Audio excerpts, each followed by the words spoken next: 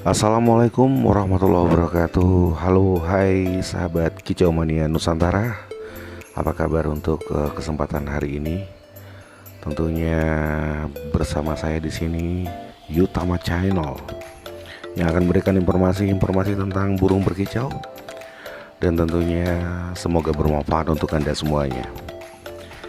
Oke, untuk kesempatan kali ini saya akan bahas tentang kacer salto akibat over emosi. Dan tentunya ini adalah pembahasan yang tentunya tidak asing lagi, tetapi yang namanya solusi dan cara penanganan pasti akan berbeda-beda. Oke, ini adalah penampakan dari kacernya yang saya jadikan bahan untuk menjadikan ulasan pada kesempatan kali ini. Tentunya bahan ini merupakan kacer dari daerah Sumatera Barat ya, tepatnya Payakumbuh. Nah, kacer ini adalah kacer tipe panas yang tentunya tidak kuat untuk terlalu menerima kena hantaman sinar matahari, dan badannya sedikit agak besar ya, tapi terlalu besar juga nggak, sedang lah. Dan tentunya kacer ini saya ambil dari teman saya yang waktu itu saya akan jadikan sebagai bahan untuk membuat konten ini ya. Dan penanganan bagi saya kacer salto akibat over emosi ini ya, selain kita mempelajari dulu faktor-faktor apa yang harus kita tangani, faktor-faktor apa yang harus kita berikan untuk si kacer ini, kita harus mengenali dulu karakternya. Dan tentunya kacer ini di awal saya ambil ini adalah kacer yang ditaruh di dalam kandang kotak yang dipenuhi oleh benang dan seperti sejenis ranjau agar kacer ini tidak salto dan tidak turun, karena kacer ini adalah tipikalnya emosinya sangat tinggi ya, over emosi. Dia kalau kedengar suara musuh dia turun, ngelantai dan ngeruji mencari sumber suara.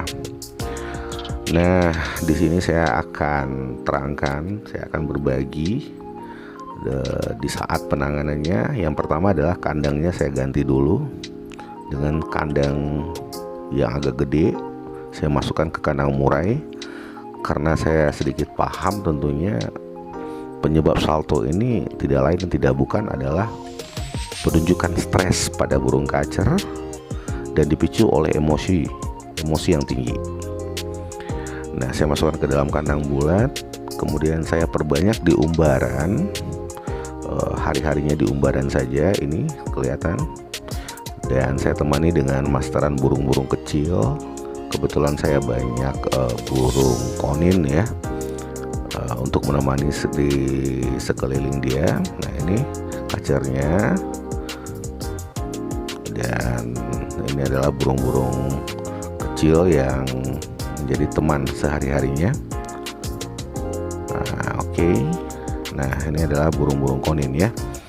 Dan setelah itu porsi pakan memang saya agak banyakin, artinya terserah dia mau makan berapa aja jangkrik, dan saya jor-joran kroto, dan tentunya cacing saya berikan untuk meredam tingkat emosinya, tentunya dengan mandi tiap hari. Saya utamakan untuk mandi malam dan pengembunan ya. Nah, ini mulai 1 minggu dengan saya kacer, saya coba untuk angin-anginkan. Dia sudah mulai bergairah, sayapnya tidak turun lagi, yang mana waktu itu baru saya ambil sayapnya turun dan sering sekali mengangkat kaki sebelah di waktu diangin-anginkan seperti ini. Nah, ini sudah tidak kelihatan lagi, tapi masih kelihatan dia belum bersemangat ya, karena masih ada bulunya yang merinding di saat kita deketin. emosinya naik sementara tenaganya tidak ada.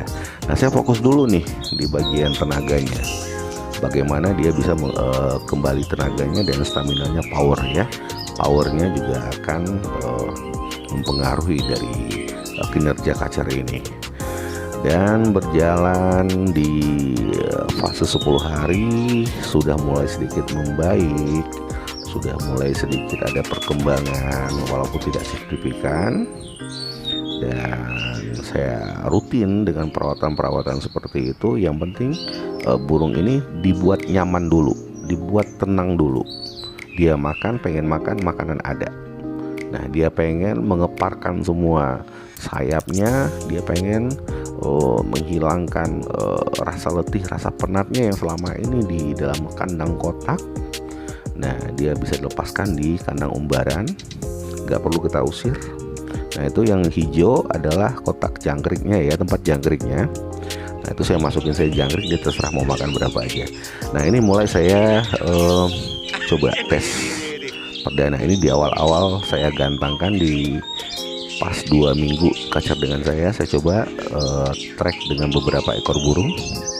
Nah, di sini kelihatan onnya belum maksimal, tetapi sudah mulai main, sudah mulai agak tenang, sudah tidak ngejar-ngejar lawan lagi, sudah mulai sedikit ekornya turun naik ya.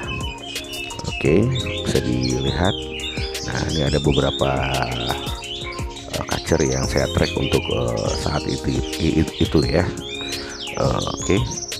Nah, ini sudah bisa kita baca. Nah, ini di sekitar 15 menit kita buka, kita track. Nah, ini dia mulai melihatkan karakter aslinya. Nah, makanya saya di awal tadi saya berpikir kacer salto itu pasti sesuatu yang istimewa ada di dalamnya. Nah, ini kita bisa lihat nih. Nah, nih ekornya mulai buka. Waduh, mewahnya indah banget, seperti kipas pisang ya, apa pisang kipas. Iya, pisang kipas Pontianak. Waduh, indah banget. Nah, ini dia mulai membuka sayap, membuka ekornya.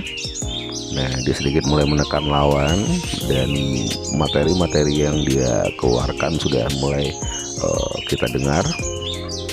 Ya, dia telah menunjukkan karakter aslinya begini gitu, walaupun dengan kondisi yang belum maksimal ya. Nah, ini bisa kita lihat, kita perhatikan di sini ekornya sudah mulai dikipas-kipas.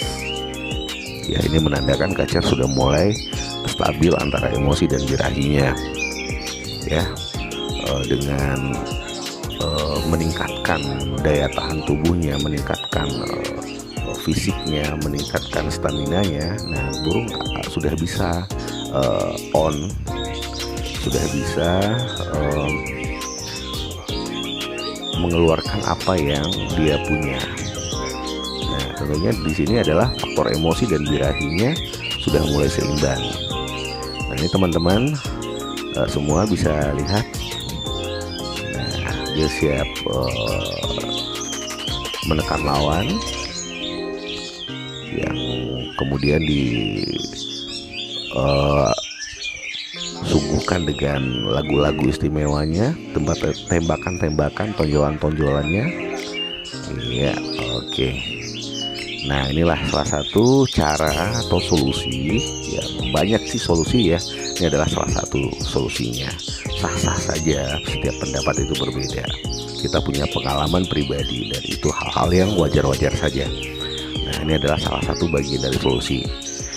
Nah, semoga teman-teman yang memiliki kacer atau permasalahan kacer salto yang disebabkan oleh over emosi, cara penanganannya bisa teman-teman simak dan lihat apa yang saya sajikan tadi. Oke, terima kasih untuk semuanya, dan jangan lupa untuk subscribe channel ini, Yutaba Channel.